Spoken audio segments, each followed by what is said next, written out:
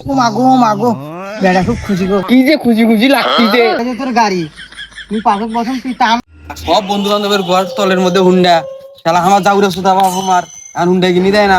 Honda Honda না কিনি দেয়, এখন মোটরসাইকেল কিনে দিবে। তো আজকে এটা বিরাট ফাটাফাটি হয়ে যাবে। আজকে হয় আছে হুন্ডা কিনে নিবে, না হলে আজকে এ বাবা ধর, এই ড্রাইভার কর, আমি পাঁচক থাকি।